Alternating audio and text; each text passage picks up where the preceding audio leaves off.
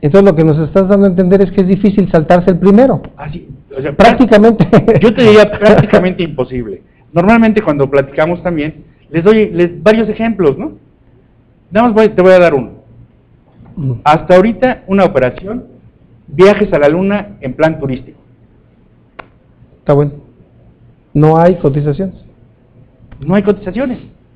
Bueno, no conocemos nosotros, Lalo. Quién sabe si alguien lo está promoviendo. Hay 3 compañías que se dedican a vender viajes a la luna en plan turístico. Pues te digo que habría que buscar. Sí lo tenemos. Sí las tienes. Y luego, nada más, este era el nivel para que te imagines. Y uno de los clientes que ya tiene su viaje a la luna, su boleto con plan turístico, es un mexicano, no te voy a decir quién es, pero es mexicano. O sea, ya tenemos eso. O sea, tomando como base este viaje a la luna. Ahora dime, ¿qué más puede ser, o qué en tu compañía puede ser más difícil para que sea no cotizable? No, pues prácticamente nada, así como lo estás viendo, prácticamente nada. Y hablamos del cumplimiento estricto de la ley.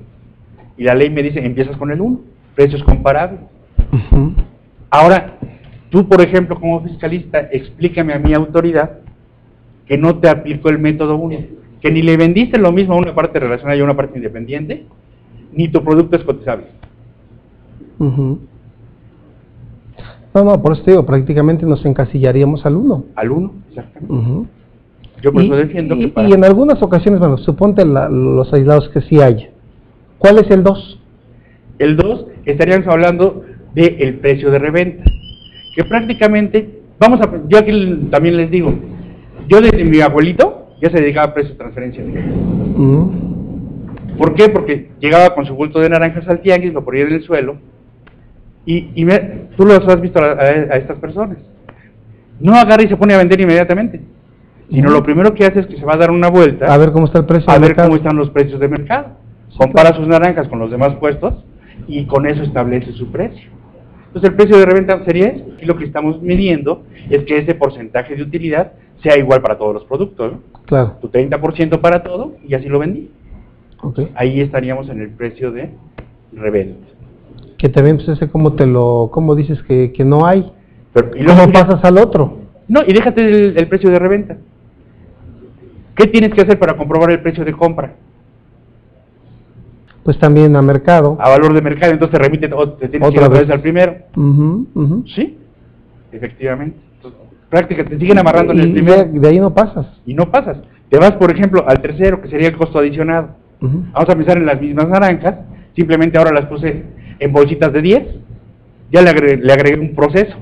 Claro. Pues traigo mi costo más el costo del proceso, mi costo de compra más el costo del proceso, mi precio de venta. Así es. Pero otra vez regresamos. Ese precio de compra, ¿cómo debe de ser? No, pues también igual. ¿Y entonces a qué método te remite? Al 1. Al 1. El método, después nos vamos al quinto que habla de repartición de utilidades, que prácticamente yo, la verdad es que en la vida los has utilizado. Los he utilizado y te puedo decir que solamente una vez en la vida me enteré que una compañía lo hizo. O sea, casi nadie lo maneja. Nadie lo maneja. ¿En qué consiste? Es básicamente de cada una de las compañías tomar su utilidad y después, una vez sumada la utilidad de todas las compañías, repartirla con base en ciertos factores, que pueden ser activos, riesgos. Entonces, por decir algo, si una compañía en su registro contable y fiscal quiere que ganó 10,000 pesos, pero aporta el 8% de los activos, le tendría que quitar utilidades hasta dejarle el 8% nada más de las utilidades. El problema es que este ajuste que hago se convierte tanto en un ajuste contable como fiscal. Se vuelve muy subjetivo. Por eso sí es de la subjetividad del tema. Así es. Se vuelve... yo no me atrevería a correr un ajuste así. Correcto. Entonces, y los dos métodos son exactamente lo mismo, nada más el residual de partición de utilidades me juega con otros tipos de factores también, básicamente intangibles. Y el último método, Lalo, que es el que dice que pues ya, ¿quién se podría ir ahí ya? ¿Quién se podría ir ahí? ¿Cuál es ese? Nos vamos al método de márgenes transaccionales de utilidad de operación. Primer problema que vamos con este método. La ley me dice que yo debo de dar mi opinión, o debemos de tener la comprobación de que cada operación se realizó a valor de mercado. O sea, mis compras, mis ventas, mi arrendamiento, mis intereses. Por operación. ¿Qué pasa cuando entramos al de márgenes transaccionales? Empiezo a ver bases de datos. Funcionan, las bases de datos funcionan muy similar a lo que sea el número de actividad para México. Por ejemplo, arrendamiento del 11, 23 y tantos, y ya tienes todas las compañías de arrendamiento. Así es. Pero es el arrendamiento general. ¿Qué pasó con los préstamos? No, pues ya es otra cosa. Ya no es la operación, No es la operación, es otra cosa. sino te fuiste a ver ya el resultado global de la compañía. Claro. Y luego otro problema que tenemos, de la mano con las normas de información financiera, con los cambios en normas de información financiera. El artículo 216 hace referencia a que todos los términos que se utilicen contables, compras, ventas, utilidades, etcétera, deben de estar, hasta el momento todavía dice de acuerdo con principios de contabilidad, debemos entender de acuerdo con normas de información financiera. Uno de los elementos principales del método de márgenes transaccionales de utilidad de operación, incluso fíjate cómo se llama. Utilidad de operación. Utilidad de operación. Entonces yo me remito a norma de información financiera, ¿estás de acuerdo? Y voy a buscar qué es utilidad de operación. Y recordemos que en las normas de información financiera ya no viene el término utilidad de operación. Entonces, ¿qué te dice el método sexto? Vas a buscar algo que no existe para hacerlo comparable con algo. Sí, no sería aplicable tampoco ahí eso. O sea, ahí tenemos el problema, otra vez, cómo las normas de información financiera repercuten en lo fiscal. Pero tienen que modificar también lo fiscal, porque se están quedando atrás con terminología que ya no existe contablemente. Sí, ya lo tenemos. ¿Desde cuándo existen las normas de información financiera y la ley sigue con principios de contabilidad? Exacto, que técnicamente hablando, podríamos decir, no, pues no es la nada.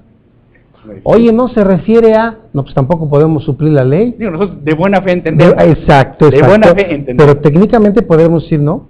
Así es. ¿Estás de acuerdo? El principio de contabilidad todavía habla de utilidad de operación. O el tema que tú tocabas en las jornadas que me pareció muy interesante, ¿no? Oye, el 45G sigue hablando del WEBS.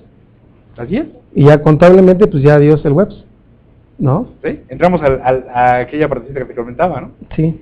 Contablemente o financieramente tengo salvedad por aplicar WEBS y fiscalmente estoy bien. Eso es bien, claro. A mí me gustaría preguntarte por último, de mi parte, Lalo, si tú quieres agregar algo, me gustaría que nos lo hicieras saber, si es algo que no te pregunté y quieras ahondar, con mucho gusto. Pero me gustaría nada más terminar con esta pregunta, las implicaciones del estudio de precios de transferencia en el CIPRED. En el CIPRED. Mira, ahí en el CIPRED hay que leerlo muy despacito, porque traemos preguntas desde el propio balance general. Capciosas. Desde el propio balance general. En el balance general hay un renglón que se refiere a activos intangibles. Sí. Pensando, en las marcas. Sí. Normalmente tenemos un problema de registro de marcas, porque como lo que registramos es el valor del registro de la marca, no el valor de la marca, y tradicionalmente eso me lo llevo a resultados. Cuando debería dejar una partecita formando parte del activo, también para comprobar que soy dueño de esa marca. O a lo mejor puede ser un pedazo tototote, Lalo, sí, depende del valor, la marca ¿no? es mucho más grande que todo mi balance. Así es, claro. Y si en cambio es un renglón que estoy dejando tradicionalmente en blanco. Correcto. Entonces, primera implicación, no tengo activos intangibles. Vamos a pensar en una compañía productora que tengo marcas, utilizo marcas. Me brinco al estado de resultados. También, curiosamente, en lo que es la integración del estado de resultados, más bien en las cuentas de resultados, si tú recordarás, vienen todos los renglones de regalías a las diferentes tasas habidas y por haber. Sí. Y entonces, ¿qué pasa? No tuviste activos intangibles, tampoco pagaste regalías. Yo como autoridad empezaría a pensar, me estás ocultando operaciones, que pensábamos hace rato. Después eso quedaría en esa parte. Me brinco ya al anexo 32, ahí tengo que revelar mis operaciones, por eso es bien importante que identifiquemos quiénes son mis partes relacionadas y cuáles son mis operaciones, porque lo que yo voy a poner en ese cuadrito es prácticamente lo que tiene derecho a ser deducible, lo que tiene todos los requisitos para la deducibilidad. Claro. Cualquier otra operación le va a faltar el requisito. Y después me voy ya al cuestionario, y en el cuestionario me vuelve a hacer las preguntas. Oye, ¿tienes parte relacionada? Sí. ¿Qué operaciones son? ¿Qué método aplicaste? Curiosamente también aquí en la aplicación de los métodos, me dice, deducción de las operaciones con partes relacionadas, con el método 1, el método 2 y el método 3. Y no aparece el método 4, 5 y 6. Entonces, ¿qué pasa si